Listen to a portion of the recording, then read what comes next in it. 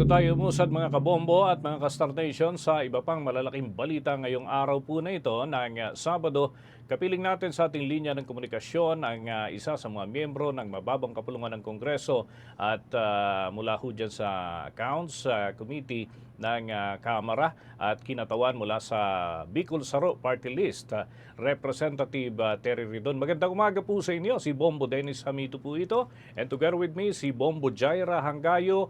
Welcome to the program, Representative Ridon. Magandang umaga po. Ay, magandang umaga. Maraming salamat sa pag-imbita. Ayun. Unang-una, nais ko pong maitanong, sapagkat ito ho ay pinag-uusapan at marami ang interesado. Pero ano ho ba ang katotohanan? Totoo ba na may nilulutong debate sa pagitan ho ninyo at ni Representative Libiste kaugnay ho dun sa usapin ng insertions at allocables and non-allocables? Representative Ridon, please. Wala namang gano'ng debate. Maraming problema ata si Congressman Leviste nitong nagdaang mga araw na ito. So, pabayaan na muna natin siya siguro na harapin yung ilang mga problema ang kinakaharap niya sa kasalukuyan. Ayun. Pero we're just curious, meron ba kayong dating banggaan, bangayan, kahit nung bago pa kayo nakabalik diyan sa Kamara? Meron bang ganung mga senaryo before or meron kayong conflict sa kamag-anak niya o kaalyado for that matter, Representative Fridon?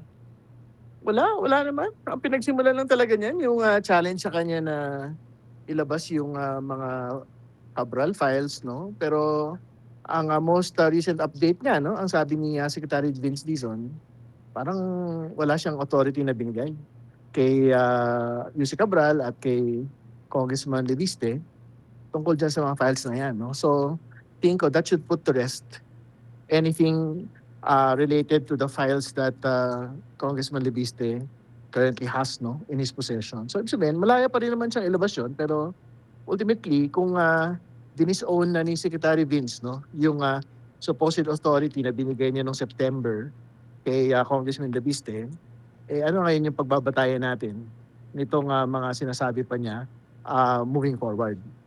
Ayan, oh. Bago ko itanong yung iba mang punto na nais ko pong mabatid mula po sa inyong panig, bibiyandan ko muna ang akin pong katandem si Bombo Jai para sa ilang punto na nais po niyang maitanong. Bombo Jai? Mhm. Okay, Representative, sa ibang usapin muna tayo. Ano po yung take ninyo sa pagbibitiw ni Commissioner Fajardo sa Independent Commission for Infrastructure?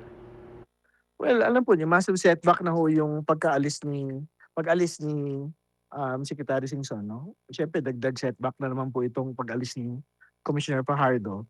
Pero siyempre, alam po niyo, ipinayo po talaga ICI para fact-finding body para dito po sa bagay po na ito ng flood control corruption. So hopefully, ang ating pong Pangulo sa pagpasok po ng bagong taon ay pili po ng dalawang kapalitan ni Secretary Singson at ni Commissioner Fajardo. Ano po yung maimumungkahin ninyong aksyon ng administrasyon sa issue ng flood control programs? Well, tuloy-tuloy lang naman ho dapat ito kasi siyempre yung talaga namang bola ay nasa ombudsman na dahil marami pong mga na-refer na ho sa kanilang mga kaso. Pero siyempre may mga iba pa hong mga particular na mga kaso na hindi pa ho natin nasisiyasat ng buo, no? So malaki po yung papel na gaganampanan pa ng ICI, no, dito po sa bagay po na ito. Okay, thank you so much, Bombo Denise. Okay. May tanong ko na din, Representative Ridon, sapagkat for the first time yata sa Marcos administration, mauwi pala tayo sa reenacted budget at least sa unang bahagi ng 2026. Ano ho yung mga nakikita ninyong mga senaryo dito and ano yung dapat na bantayan dahil gagamit tayo ng reenacted budget, sir? Well, siyempre ang pinaka-inaasahan na natin dito ay kahit magkaroon man ng enacted, hindi po ito doon sa bahagi na talagang mahaba, no? Ibig sabihin, I think for the first few days lang po ng January, inaasahan po yung reenactment, no? So mga January 1 to at the most, no, yung pong end of that week. Dapat hindi na ho lumagpas yun. Kasi I think ample na ho yung time para sa Pangulo para makapag-veto or makapag-review ng lahat po ng line items na inilatag po ng BICAM para sa kanya pong pirma. May habol ko na rin po dahil last month or even before meron ho kayong pagnanais na magkaroon ng investigasyon dun sa mga usapin ng yung sa Dolomite and yung iba pang pending sa inyo pong lupon na kinabibilangan. Ano na ho ang plano dito at mga kailan magpo-proceed, Representative Ridon? Well, tuloy pa din naman ho yun, no? Inaantay lang ho natin yung pagbabalik ng Kongreso kasi siyempre ang dami hong mga priority measures no, na gustong unahin. Ayaw din ho natin makigulo pa doon sa focus no, ng Kongreso. Dahil siyempre, bagamat mahalaga yung Dolomite, mahalaga rin yung ibang mga usapin. So, kailangan lang hanapin yung tamang pwesto nito pong pagdinig na ito.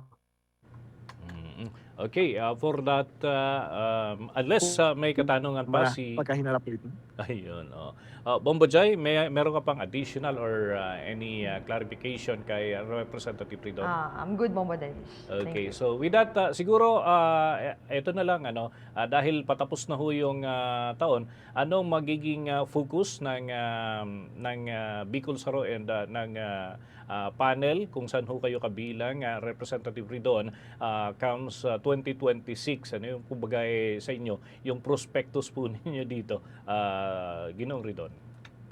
Pero marami pa naman hong mga investigasyon na pwede pong pagsimula, no? Particular sa infrastruktura, kasi DPWH pa lang yung pinag-usapan natin. Yung pong mga nakapending ho doon sa mga pagsisiyasat sa mga DOH infrastructure, katulad ng mga superhead centers, yung pong mga farm-to-market roads, sa Department of Agriculture, no? May mga panawagan din po na siyasatin po ito. So, hopefully within the next year, yan po yung mga pwede hong pag-usapan at silipin po ng Kamara. So much po sa pagkakataon na kayo'y makausap ngayong weekend po na ito. And ingat po. Maraming salamat. Maraming salamat. Magandang umaga.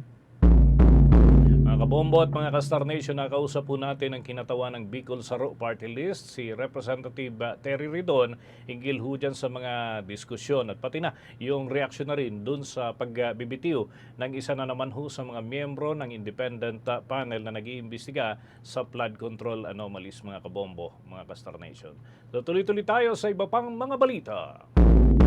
For the most trusted source of news and information, visit our website at www.bomboradio.com. Follow us on Bombo Radio mobile app, Facebook, YouTube, TikTok, and X, formerly Twitter. Like, share, and stay connected. Anytime, anywhere.